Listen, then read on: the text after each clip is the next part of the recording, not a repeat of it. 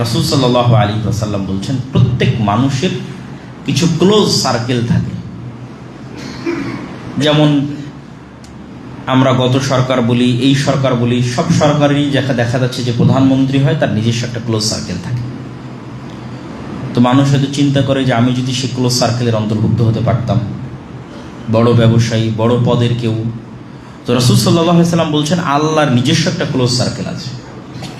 আল্লাহ সুবহানাহু ওয়া তাআলার ফ্রেন্ড, আল্লাহ সুবহানাহু ওয়া তাআলার ওয়ালি, আউলিয়াউর রহমান, আল্লাহর বন্ধু, যারা আল্লাহ সুবহানাহু ওয়া তাআলার অতি নিকটে থাকবে এবং অতি ক্লোজ, অতি কাছে থাকবে, তারা হচ্ছে আহলুল্লাহ। তাদের নাম দেওয়া হয়েছে আহলুল্লাহ, তারা আল্লাহর লোক।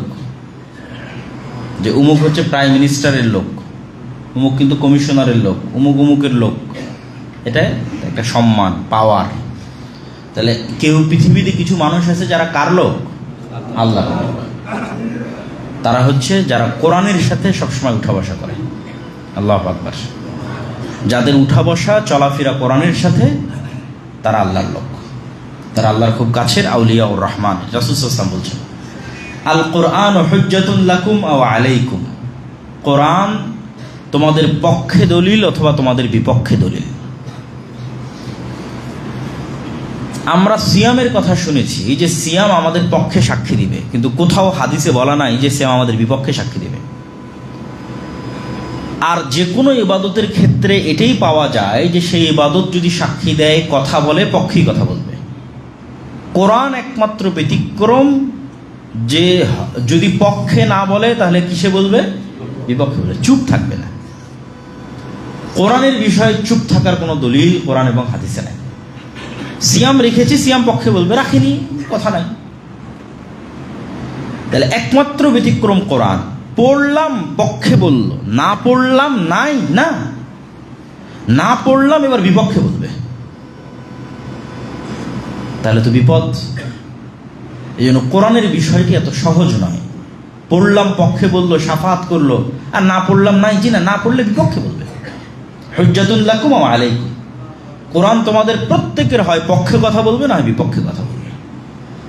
তাহলে কোরআন যেন আমাদের বিপক্ষে কথা না বলে, এর প্রস্তুতি তো আমাদেরই নিতে হবে।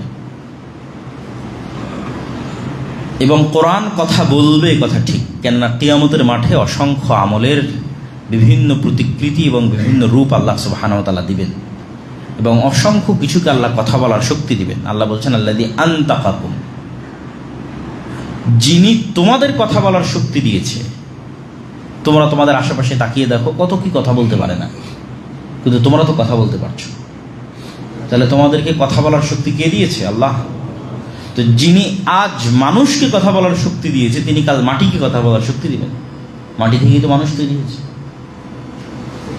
তো তিনি কালকে কোরআনকে কথা বলার শক্তি দিবেন, জীবন্ত রূপ দিবেন, কোরআন কথা বলবে।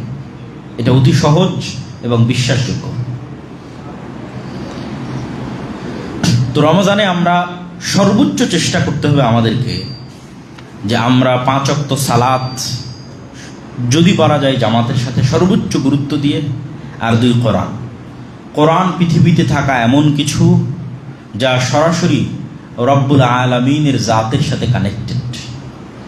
আর কোনো কিছুই পৃথিবীর রব্বুল আলামিনের সত্তার সাথে সম্পৃক্ত নয়।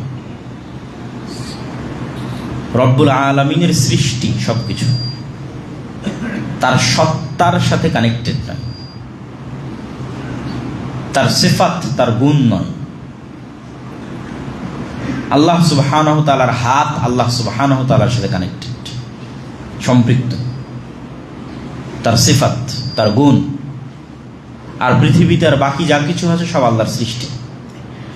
একমাত্র কোরআন হচ্ছে কালামুল্লাহ, আল্লাহর বাণী, আল্লাহর আওয়াজ, আল্লাহর শব্দ, আল্লাহর বাক্য।